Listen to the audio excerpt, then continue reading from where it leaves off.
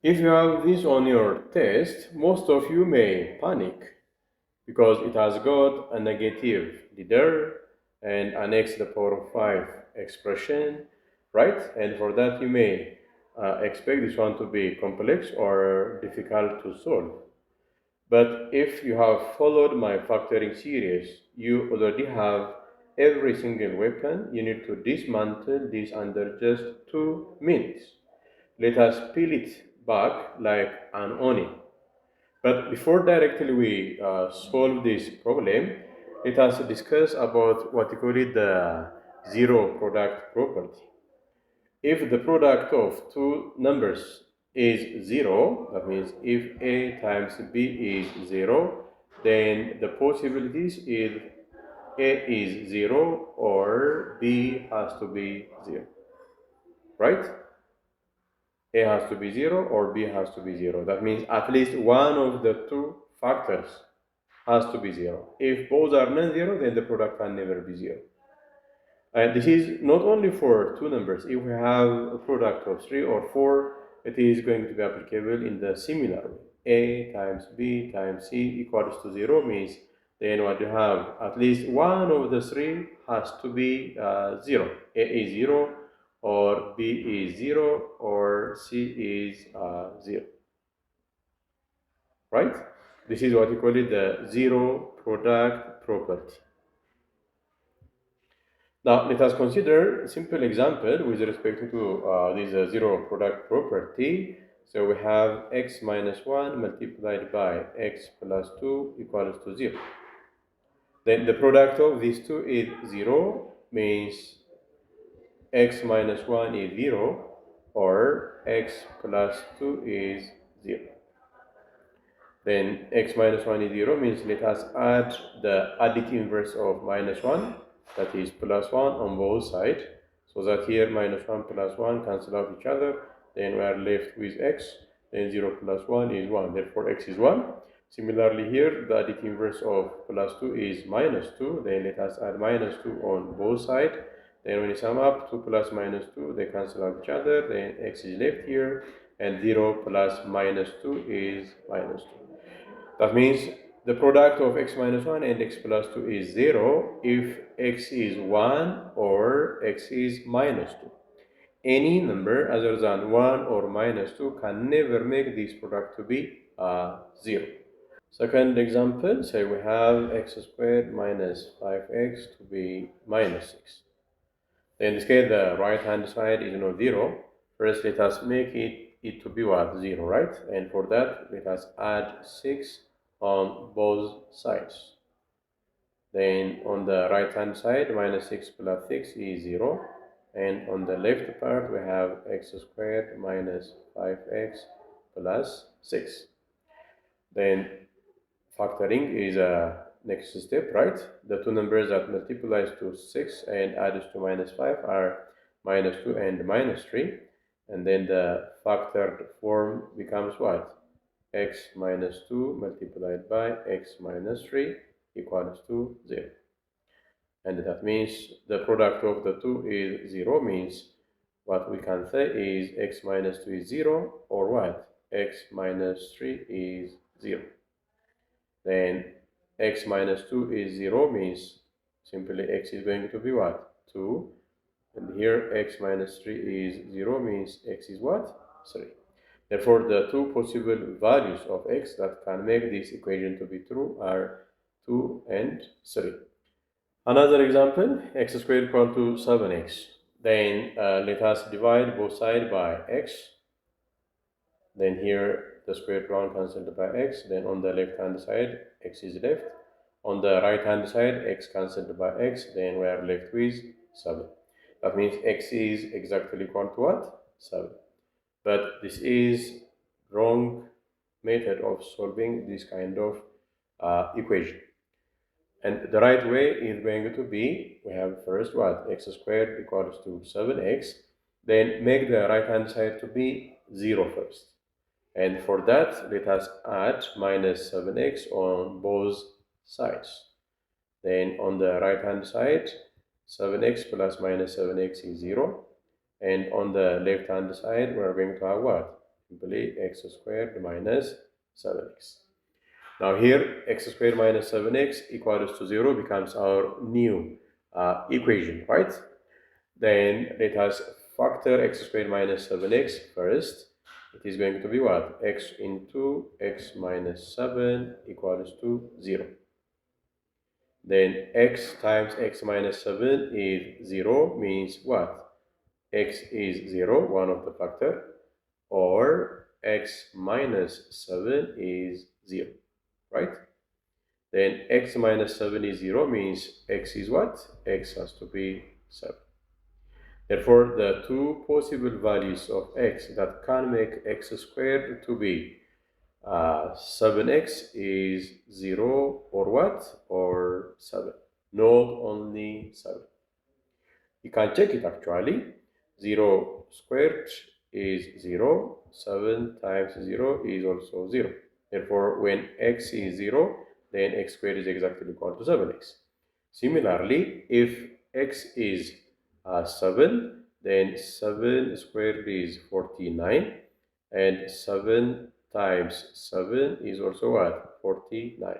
Therefore, when x is 7, x squared is 49, and 7x is also what?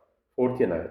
Therefore, both 0 and 7 are the x values that make the first equation, x squared minus 7x, to be true, not only 7.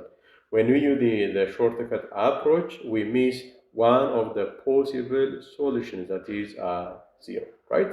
Therefore, don't use this approach. Rather, make the right-hand side to be 0, and then make a simple factoring, and finally applying the zero product property. You can have every possible solution of the given equation. Let us solve this equation. Minus 2x to the power of 5 plus 10x to the power of 3 minus 8x equals to 0. And we have had the discussion of what the zero product property is, and we're going to apply it for this particular equation. First, remember our golden rule of factorization, right? Factoring out common factors, or the GCFs, so that the remaining expression is going to be relatively easier for factoring and also solving. Here we can see that this is the coefficient is 2, 10, 8. They are all even, right? And we have minus plus k, therefore we can consider, or we can take minus 2 to be their common factor, right? And similarly, the variable x is available on the three terms, right? The least exponent is 1, therefore we can take only x, not x squared or not x to the power of 3, rather only x, then x. Then minus 2x becomes what? Their common factor. And the remaining part of the expression is going to be what? Now, the fifth degree equation has been expressed as the product of these two expressions, right? And by using the zero product property, what we can say is that minus 2x is 0, one of the two products, because the product of minus 2x and this expression is 0, means minus 2x is 0, or what? X raised to 4 minus 5x squared plus 4 is 0. Okay. Then minus 2x is 0, means now we can divide both sides by minus 2. Minus 2 is not 0, therefore division by minus 2 is possible. Then minus 2 cancelled out by minus 2, here x is left, and 0 divided by minus 2 is 0. Therefore, one possible value of x is 0. And when you come to the second part, x to the power of 4 minus 5x squared plus 4 equals to 0, this looks like a degree 4 equation, right? But it is actually a hidden quadratic. Now, in the place of x's, we are going to consider x squared 1, right? Therefore, x raised to 4 means x squared, then minus 5x squared plus 4 equals to 0. Simply in the place of x, consider we have the x squared, right? Therefore, it is going to be what? Like x squared minus 5x plus 4 is equal to 0, 4. And it is a second degree or a quadratic equation. And we need to find out two numbers that multiplies to what? That multiplies to 4 and adds to what? minus 5. What are the two numbers that multiplies to 4 and adds to minus 5? They are minus 4 and minus 1, right? And therefore, the factored form in terms of x squared, not x, is going to be what? X squared minus 4 times x squared minus 1 equals to 0. Okay?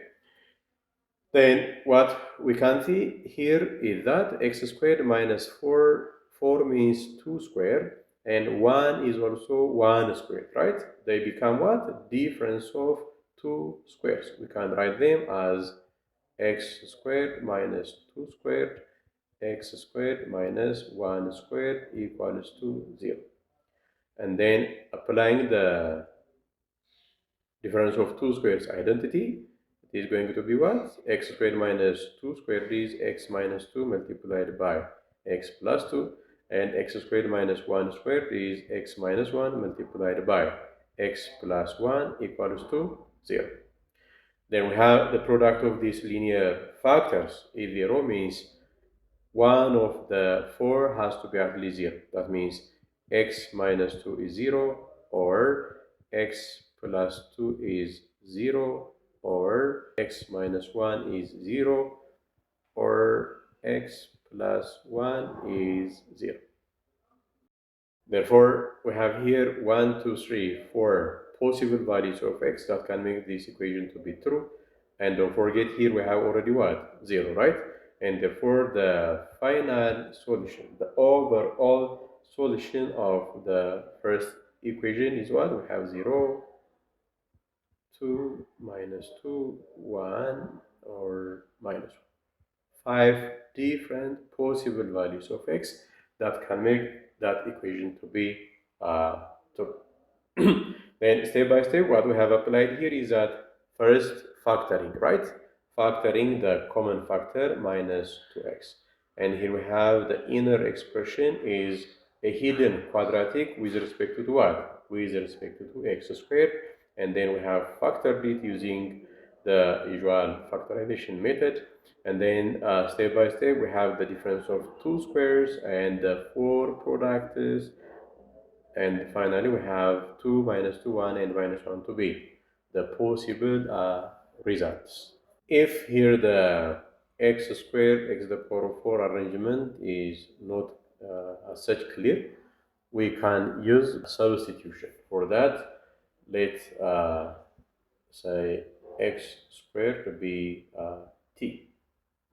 Then x to the power of 4 means x squared squared.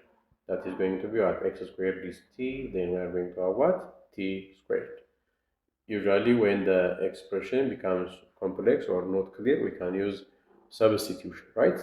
Then in the place of x squared, let us use t, and in the place of x to the power of 4, we are going to use what? X squared. And therefore here we can write it as what? X squared squared, or x to the power of 4 is going to be what? T squared, then minus 5 times x squared is going to be what? T, then we have plus 4 equals to 0.